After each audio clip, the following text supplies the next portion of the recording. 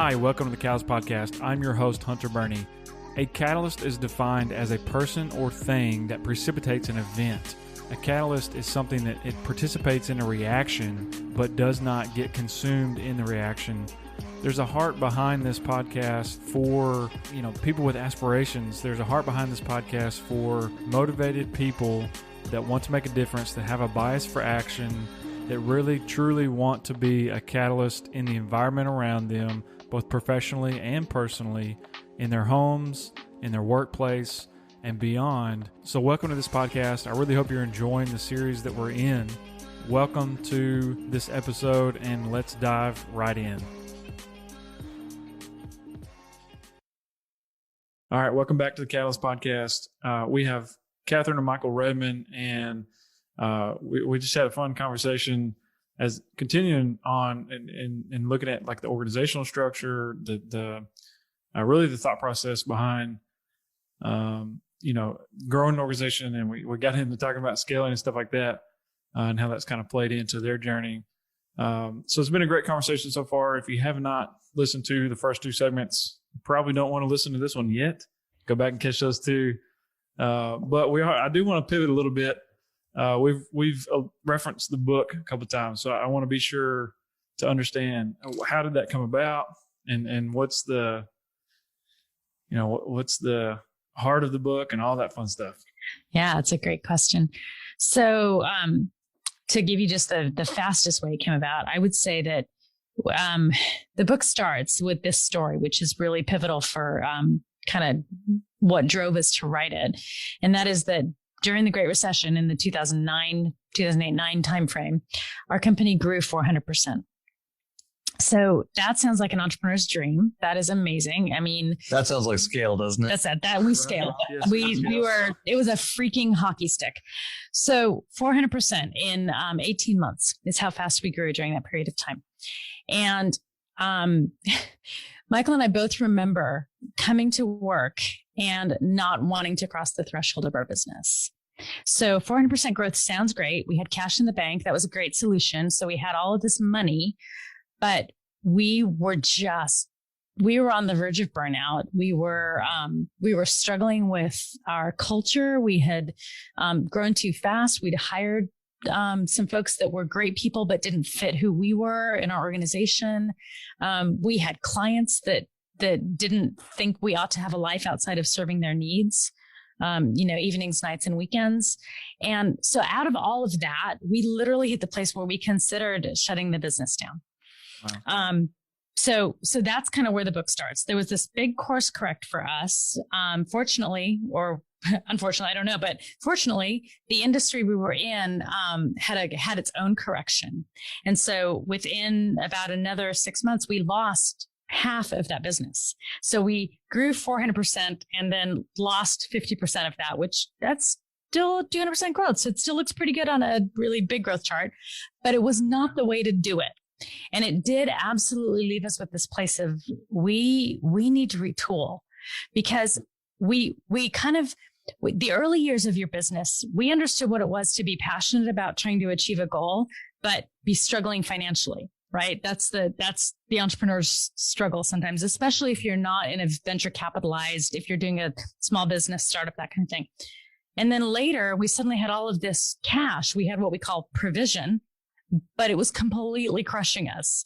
So it's like we started to just on this journey of what does it look like to have both passion and provision? So you love what you're doing and it's paying the bills and building for the dreams of tomorrow. And there's kind of this world where we live where, again, people are so binary. They kind of think they have to make a choice. Right. They have to choose either to love what they do, but not make a bunch of money, or they have to choose to, make a bunch of money, but ultimately sacrifice their lives. Right. So through the consulting that we've done, through our own journey, we've just walked through multiple stories of people who built a great business, but imploded their lives. Well, that's no good. Or people who lost their dream because they weren't equipped to run a business. And so the book really came out of how do we help fill the gap and create a resource that allows people to look at, here's really what you need to know. Just business 101. If you're going to start a company, you better gain some minimum competency across the core areas of running a business. And then through the grid of believing that you can have your dreams and make money. So that's kind of the big picture, because the book is called Fulfilled. And the subtitle is The Passion and Provision Strategy for Building a Business with Profit, Purpose, and Legacy. So that's the kind of the intro to that. Yeah. And the core of the book is really, we realized that there were three major parts. Blah, blah, blah, blah, blah. Words are hard. Three major parts that were stumbling blocks for organizations. And the first one we talked about a bit, but it was vision. And we have a very, very clear definition of vision in the book. It talks about it being in 4 parts. And if you don't have all 4 parts and they're not clear, complete, and compelling, you have room to grow. You're missing opportunities. Matter of fact, it becomes a liability to you. And then from that, it sits in the center of this whole business model that we talked about a little bit. And that business model has 6 parts to it. And that's really the second mistake a lot of companies make, is they don't have a clear, defined business model.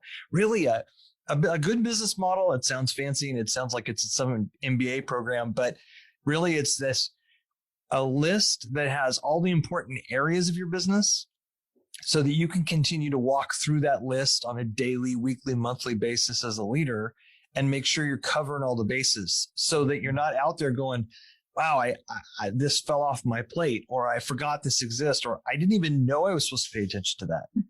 And really understanding not only the business model, but what are the minimum competencies we need as leaders in those areas. We don't need to be masters at it, but we have to have a minimum competency of operation or a minimum competency of leading those that it's their job to function in those areas. Finances is a great one. Some leaders are phenomenal at the books, the reports. They love that. Matter of fact, if you gave them a spreadsheet and let them go in a dark room, they'd be happy. We have a business partner in our other company that's just like that. He's amazing at it. Yeah. Excel is his love language. And, yeah. And so he'll say things like, I'm just going to speak my love language to myself and build an Excel spreadsheet.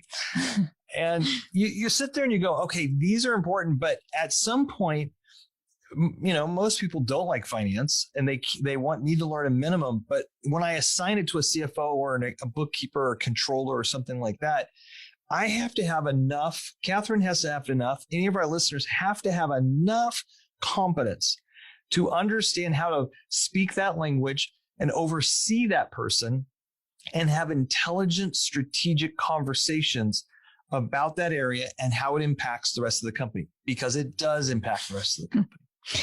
Yeah. And we're like, just on that example, it's amazing how many, especially in the small business world of entrepreneurs, they're just terrified of the report. They don't even know what reports they're supposed to get. So literally they're relying on their gut and how much cash is in the bank. Yeah. Well, that is a rough way to grow a business. Yeah. Right. It's crazy. So, just that money being one of the 6 areas, it's like you've got to know some stuff, right? You don't have to be the CPA, but you got to know some stuff. You can't avoid it.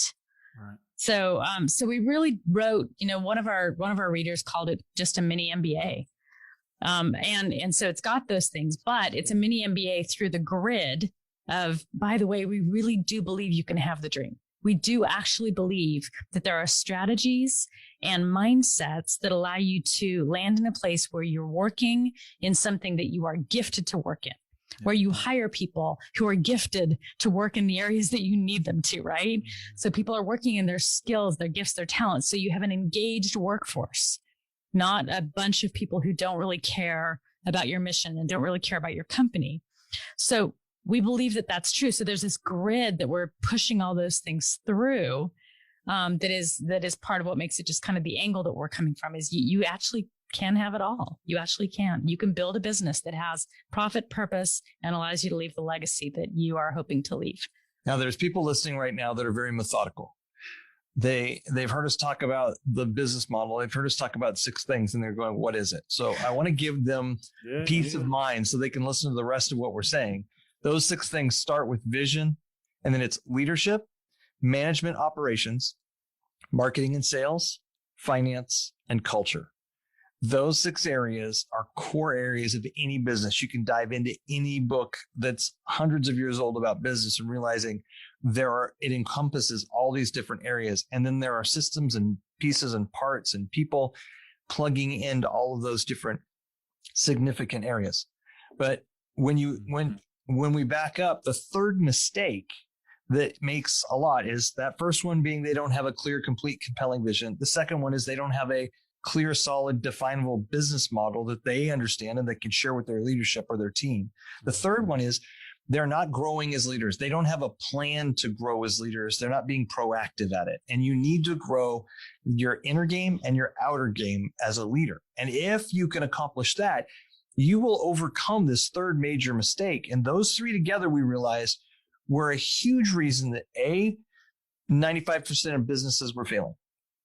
A huge percentage of businesses are going to succeed if you can put the time and energy in and master those and understand it. There's reasons that businesses failed outside of that. They chose a bad market altogether. They didn't go into the right thing. They didn't understand the principles when they chose it. Or it was just catastrophic outside of your control. And no matter how much you would have done, boats, you can build a ship to withstand a storm. And if it's threatened by a big enough storm, you can build a big enough ship. But if an asteroid lands in the middle of the ocean, I don't care how big we build the ship, it ain't going to survive. And sometimes outside things just impact us. And there's no shame in that. You just, as an entrepreneur, you clean yourself up and you take a rest and you take a break and then you go back at it and you start with the next one. And hopefully the asteroid doesn't come on that one.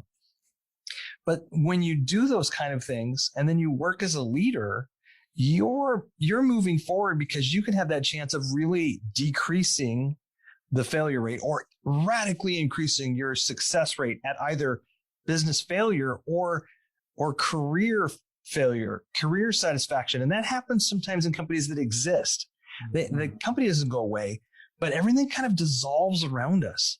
And our goal is to try and help solve that too, so that you see this. And then the other statistic that we just care a whole lot about that just drives us crazy is 74% of Americans are disengaged at work. They're not happy. And that includes the entrepreneurs. Well, a passion and provision strategy, a holistic strategy that brings a whole lot of solid business wisdom and know-how that we just kind of gleaned and pulled and learned and then pulled through our grid of experience and wrote in this book, can radically change the way you look at work and the impact you get out of it.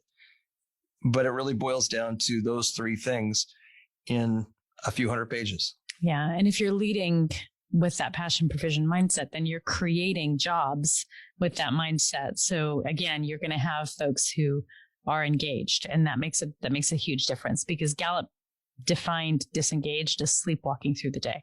Yeah, well, you don't have to be a brain surgeon to realize that if you're leading a company and people are sleepwalking through the day, or only 20% of your employees are really pressing in and really going after stuff, you are not maximizing your profit.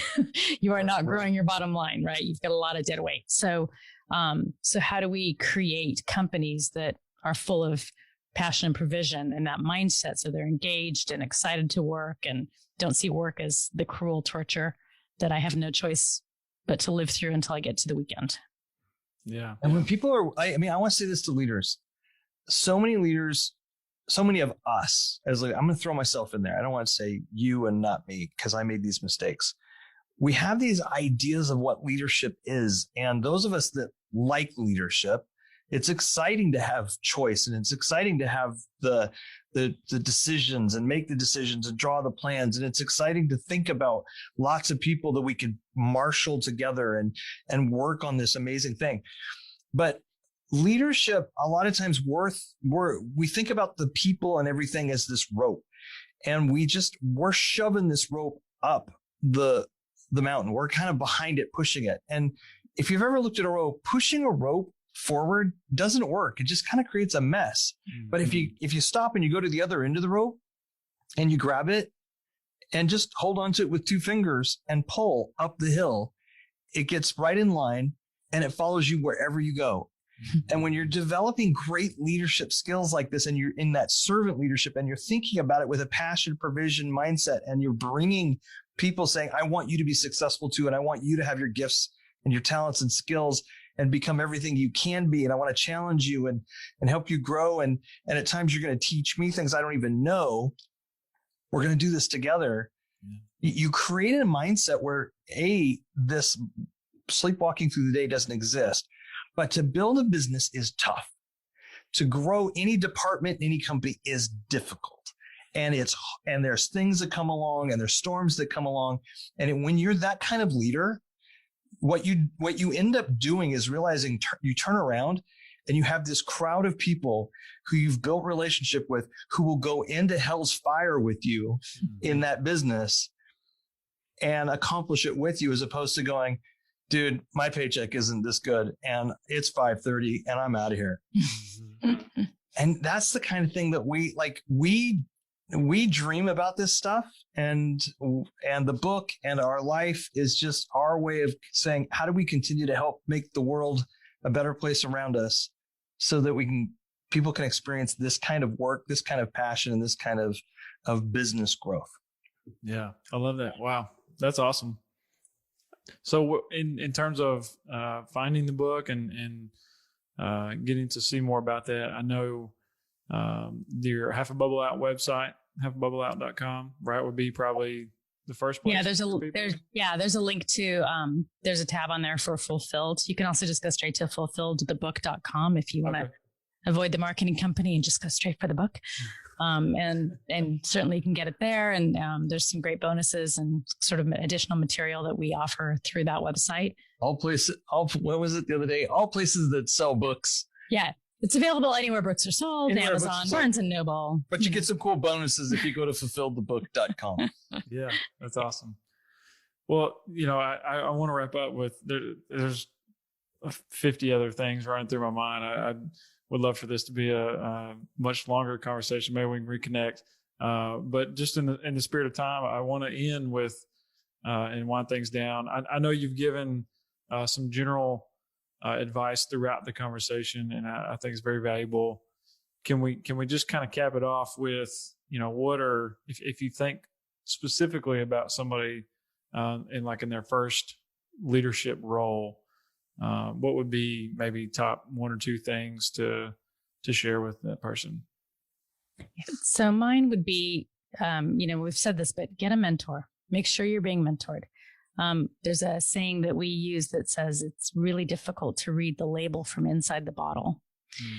So to have someone who's on the outside, who sees you, who can see, pull things out of you that you don't even know are there. I help you walk through things. So get a mentor. That would probably be my top thing. Mentor, coach.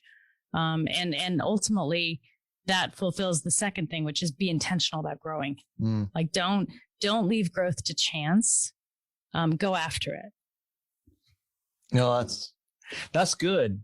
Thanks. I like that. Thanks. I can stay one more day. You can stay two on that one. I've got this friend of ours who's also a mentor. I got this saying that he has running through my mind right now. It's write the check. And I used to think, Ryan, why are you saying that? But here's what I've seen more and more in business is the mentor and be intentional, super important. But if you're really going to do it, what I found is you can't keep looking for something that's free to help you grow. Mm. It kind of harkens back to the comment you made a little while ago, get it in the budget. Yep. Well, don't just expect it to be in the company's budget, especially in your first leadership. Find some money and invest in good business coaching and good education and mentoring in that leadership and those skills that you need around it, but really in leadership, and make it a part of your life, because it's amazing how much we learned over the years from being younger to where we are now in our career and our life, that when we were willing to stretch ourselves and invest in time, invest in people, but invest money also, the people that really could help us, that really had the gold, they wanted to see if we were going to do it just if it was easy or if we were going to pay a price to acquire it because it was worth it. Mm-hmm. And as soon as they saw us stretch, at some point, I remember $100 being just a lot of money, especially $100 a month was a lot of money. But when we started doing those things, we started seeing people show up in ways that were like way more. It's kind of like paying your mom to do something, and then she turns around and gives you all the money back at birthdays and everything else, and you still get her. She still does stuff for you. Yeah. And you just, it pays dividends, but you have to be able to write the check, be willing to write the check. Yeah, man, that was awesome. I appreciate that. I did have just a couple random questions to kind of end. So you're on like the Northern California, West Coast area. Of course, we're still, battling the COVID. The COVIDs. with travel and whatnot. But I really value travel, and I love to hear, travel plans of others. And there have been some interesting destinations that I really have never thought of come up. So do you guys have any travel plans, or do you regularly travel? Yeah. Pre-COVID, we traveled a lot. Right. Yeah, we do have a Maui trip coming up that we're pretty excited about on the personal side. So that's fun. We don't have a lot of business stuff right now. So I feel like it's a travel tip, right? I don't know if that's what's going on or not, but I'm like, okay, I'm going to suggest two things. One, with this last summer, we took a great trip. We have this 15-year-old little BMW convertible, and we drove up to the border of Oregon and Washington, up by Portland. Mm-hmm. And we went over to the coast, and we spent a week driving down the coast of Oregon. And then we drove down to past San Francisco in a day and met our daughter in Santa Cruz for a week and had a 2-week vacation that was amazing. California, Oregon coast. But when all the restrictions lift, we'll be headed back to England because Kathryn's British. Her mom lives in Northern England in a city called York. And I've been looking at pictures in the last few days. And we're headed back there as soon as we can, but not before the Johnson & Johnson vaccine comes out, because I won't get the other one. Right. So I did see on your website under our quirks, you're snobby about your beer and wine. So I just think about that trip like down the coast. There's a lot of good and stuff. There is. And it was a little COVID restricted. So there were definitely some places we wanted to go that weren't available. But yeah, and we are microbrewery snobs for sure. And I would say we are IPA fanatics. Like if I'm going to go into any pub, I want to taste your IPA. Show me your IPA. Okay, if you have 5, I want to taste them all and pick my favorite. That's awesome. She explores a little bit more than I do. I think I follow her fairly well, but when it comes to that, I'm like, okay, she's like, oh, I like that one and that one and that one. I'm like, that one's okay with me. I'll take that. And yes, I'll have the 20 ounce. That's awesome. Well, hey, it's been a true pleasure to have you on the Catalyst Podcast. It's great to meet you guys. Look forward to kind of staying tied to your journey and keeping in touch. I did, want to make sure that anybody listening knows that the links and where to check out the book and things like that will definitely be in the show notes. But again, just want to say thank you and appreciate you guys. Hey, thank you so much. Yeah. This was really enjoyable. Thanks, I'd like to come back if you'd let us. Absolutely.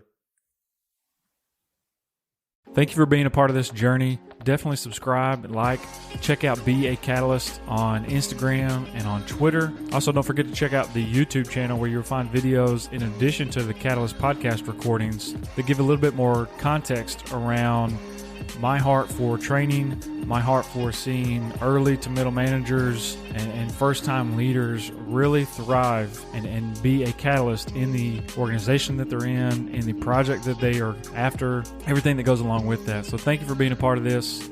Tune in for the next episode, and remember, be you, be confident, be a catalyst.